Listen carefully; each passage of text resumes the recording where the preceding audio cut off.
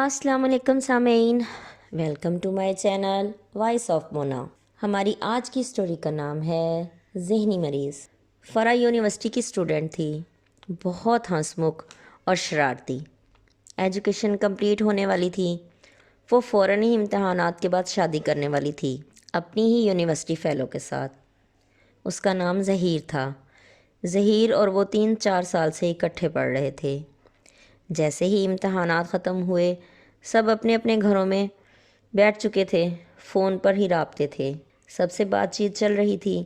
اچانک ہی ظہیر نے رابطہ ختم کر دیا۔ فرا بہت پریشان تھی، وہ سب سے ظہیر کا پوچھ رہی تھی، لیکن کسی کو نہیں پتہ تھا کہ وہ کہاں ہے۔ فرا بہت بے چین تھی، اسے ظہیر کا ایڈریس بھی پتہ نہیں تھا۔ وہ یونیورسٹی گئی کہ کسی طرح ظہیر کا ایڈریس مل جائے، پھر اس نے ایڈریس نکلوا لیا۔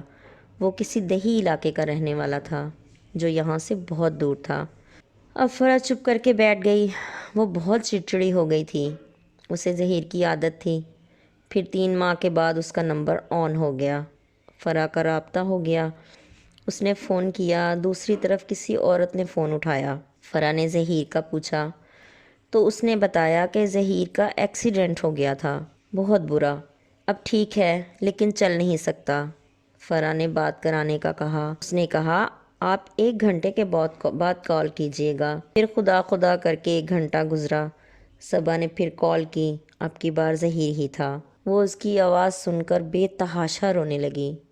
ظہیر نے دلاسا دیا اور بتایا کہ واپسی پر میرا ایکسیڈنٹ ہوا تھا، کافی عرصہ میں ہسپتال میں رہا، موبائل بھی ٹوٹ گیا تھا جس کی وجہ سے رابطہ نہیں کر پایا۔ فرا اس سے ملنا چاہتی تھی۔ اس نے کہا تم اکیلی یہاں نہیں آ سکتی، میں خود آؤں گا تھوڑے دنوں تک، پھر میں تم سے مل لوں گا، پریشان مت ہو، اب فون اپنے پاس رکھنا اور بند مت کرنا، ٹھیک ہے؟ فرا پھر ایک دن اس نے بتایا میں آ رہا ہوں فلاں ہسپتال میں چیک اپ کروانے، تم اس ٹائم وہاں آ جانا۔ مقررہ وقت پر وہ وہاں پہنچ گئی۔ ظہیر کو دیکھ کر اس کی حالت خراب ہو گئی۔ وہ ویل چیئر پر تھا، چہرہ بھی کافی خراب ہو چکا تھا۔ وہ اسے دیکھتے ہی بے ہوش ہو گئی۔ جب ہوش آیا تو ذہنی توازن بگڑ چکا تھا۔ وہ بے تحاشا پیار کرتی تھی ظہیر سے، اس کی یہ حالت اس کی برداشت سے باہر تھی۔ وہ ظہیر کا نام لیے جا رہی تھی، اٹھ کر ظہیر کو دیکھنے کے لیے بھاگتی تو پھر گر جاتی۔ ظہیر اور وہ ایک ہی ہسپتال میں تھے۔ پھر ظہیر واپس چلا گیا اور اسے مینٹل ہسپتال لے جایا گیا۔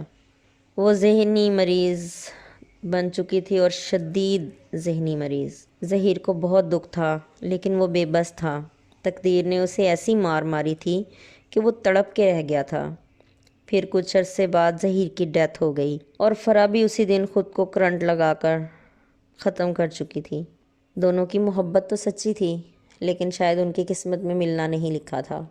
دوستو، یہ ایک حقیقت اور سچی کہانی ہے۔